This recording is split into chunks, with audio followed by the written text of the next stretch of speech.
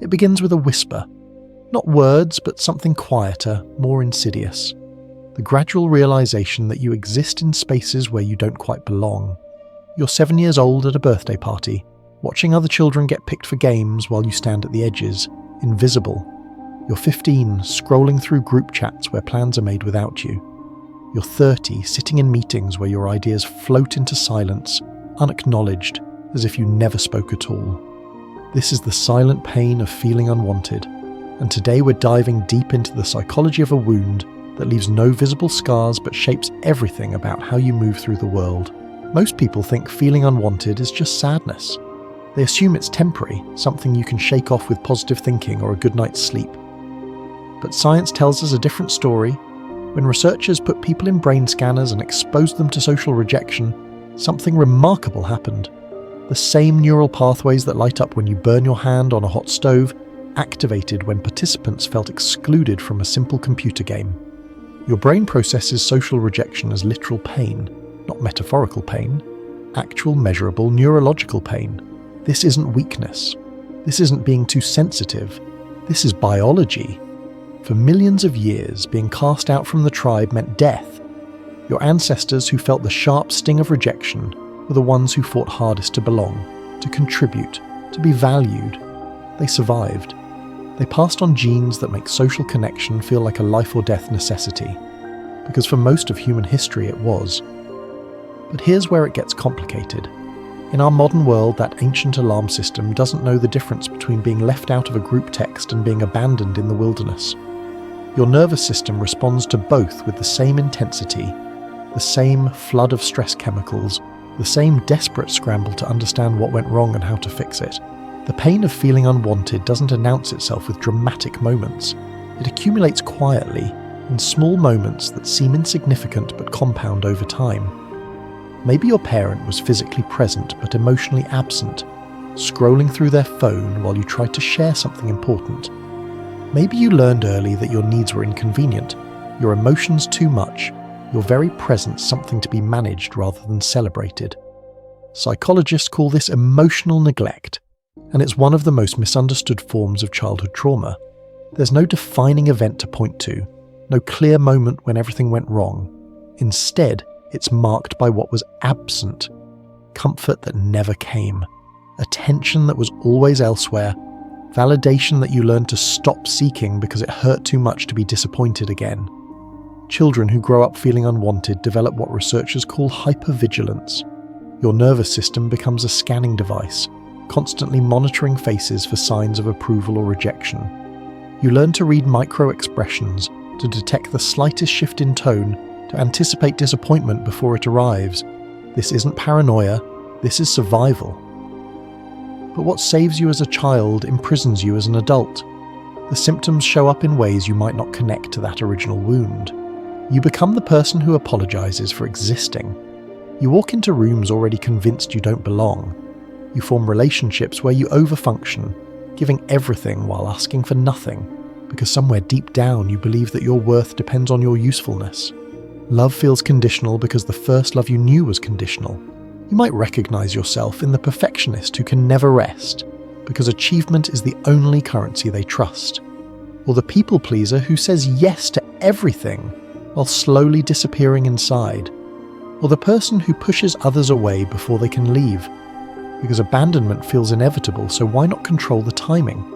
What's particularly cruel about this wound is how it disguises itself. Society praises the traits that often develop from feeling unwanted. You're so independent, you're so strong, you never ask for help, you're so mature. But nobody stops to ask what these qualities cost you. Nobody wonders what you sacrificed to become so self-sufficient that you forgot how to let others care for you. The research reveals something else that's crucial to understand. People who experienced emotional neglect in childhood often struggle with something called emotional erasure. Your feelings were dismissed or ignored so consistently that you learned to dismiss them yourself. You became an expert at numbing, at pushing through, at functioning while fundamentally disconnected from your own emotional experience. This creates adults who feel like they're living behind glass. You can see life happening around you, but you can't quite touch it. Joy feels foreign. Sadness feels dangerous. Anger feels forbidden. You exist in a state of emotional flatline, which feels safe, but leaves you wondering why nothing seems to matter as much as it should. The neurobiological impact runs deeper than most people realize. When children don't receive consistent emotional attunement from caregivers, it affects brain development in measurable ways. The areas responsible for emotional regulation, self-soothing, and interpersonal connection don't develop properly. You end up with an adult nervous system that treats calm as suspicious and chaos as familiar. This is why feeling unwanted isn't something you simply outgrow. It's not about becoming more confident or thinking more positively. It's about rewiring neural pathways that were formed when your brain was most malleable, when every interaction taught you fundamental lessons about your worth and your place in the world. The pain manifests differently for different people, but the core experience remains consistent. There's a persistent sense that you're on the outside looking in, that others possess some secret knowledge about belonging that was never shared with you. That love is something other people deserve, but you must earn through perfect behavior, endless giving, or complete self-sacrifice. You might find yourself in relationships where you're always the one reaching out, always the one making plans, always the one carrying the emotional weight. When others don't reciprocate with the same intensity, you don't question their capacity for connection. You question your worth. Because somewhere along the way you learned that being wanted requires constant proof, constant performance, constant vigilance. The tragedy is that this hypervigilance, this desperate scanning for rejection, often creates the very thing you fear most. When you expect to be abandoned, you behave in ways that push people away. When you assume you're unwanted, you withdraw before others have a chance to show you otherwise. The wound becomes self-perpetuating, a prophecy that fulfills itself through the very mechanisms designed to prevent it. Understanding this cycle is the first step toward breaking it, but the path forward isn't simple or linear. The brain that learned to expect rejection doesn't suddenly trust safety. The nervous system that organized itself around unworthiness doesn't immediately recognize love when it appears. Healing happens in layers, in moments of recognition that feel both terrifying and liberating. You begin to notice the patterns, how you shrink in conversations, making yourself smaller so others have more room, how you interpret neutral expressions as disapproval, silence as rejection, busy schedules as personal dismissal, how you've become so skilled at reading between the lines that you've forgotten how to trust what people actually say. The healing process asks you to do something that feels impossible, to sit with the discomfort of being seen without immediately apologizing for taking up space, to receive kindness without calculating what you owe in return, to exist in relationships without constantly auditing your performance, measuring your worth by how much you give versus how much you receive. But here's what makes this particular wound so complex. The very thing you crave, genuine connection, feels dangerous when it appears. When someone offers unconditional acceptance, your nervous system doesn't celebrate, it panics. Because unconditional love doesn't match the template you learned early on. It feels too good to be true, too fragile to trust, too precious to risk losing. So you test it, not consciously, but through behaviors designed to prove that this person, like all the others, will eventually leave. You become difficult, demanding, or distant. You create drama where none existed. You push and pull, desperate to know if they'll stay but terrified of what it means if they do. This testing isn't manipulation, it's desperation. It's the wounded part of you trying to find solid ground in a world that taught you that love always comes with conditions. When someone passes these tests, when they stay despite your attempts to drive them away, something shifts.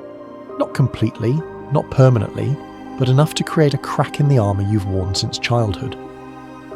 The neurobiological changes required for healing are profound.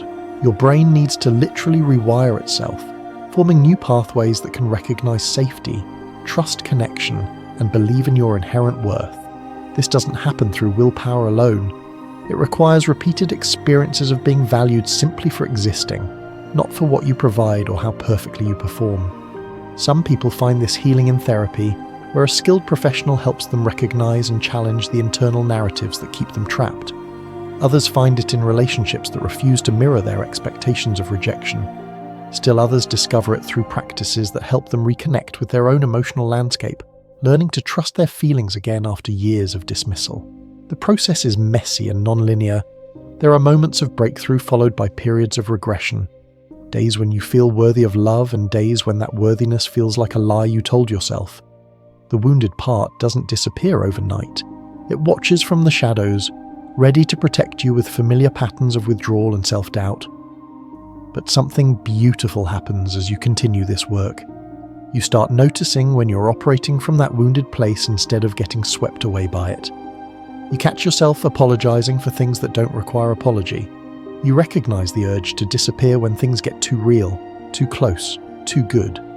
And sometimes, instead of following those old impulses, you make a different choice. You stay present when someone compliments you instead of deflecting or minimizing. You ask for what you need instead of hoping others will guess. You share your feelings without immediately apologizing for having them. These small acts of rebellion against your conditioning create new neural pathways, new possibilities for connection. The relationship with yourself becomes the foundation for all others. Learning to speak to yourself with the compassion you've always extended to others. Recognizing that the voice telling you you're too much, not enough, fundamentally flawed, isn't your voice at all. It's the echo of early experiences, the internalized message of caregivers who couldn't see your worth because they'd never learned to see their own. This isn't about blame or becoming a victim of your past. It's about understanding how your particular nervous system learned to navigate a world that felt unsafe, unpredictable, or emotionally unavailable. Your survival strategies made perfect sense given the circumstances. They kept you alive, they got you through, but they were never meant to be permanent.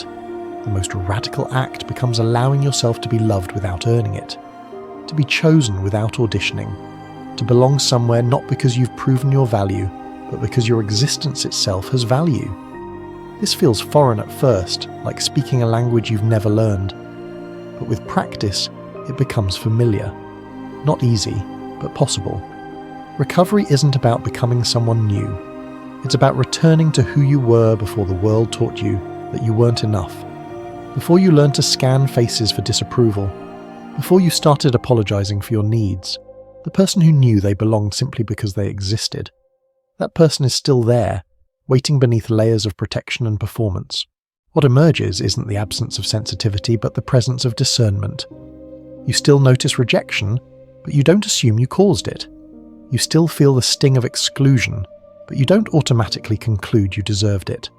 You develop what psychologists call secure attachment, the ability to remain connected to your worth even when others can't see it. The silent pain of feeling unwanted doesn't disappear completely, but it transforms from a constant ache into occasional waves that you learn to ride instead of drowning in. You discover that the very sensitivity that once felt like a curse becomes a gift when properly held. Your capacity to feel deeply, to notice subtleties, to understand pain becomes a source of connection rather than isolation.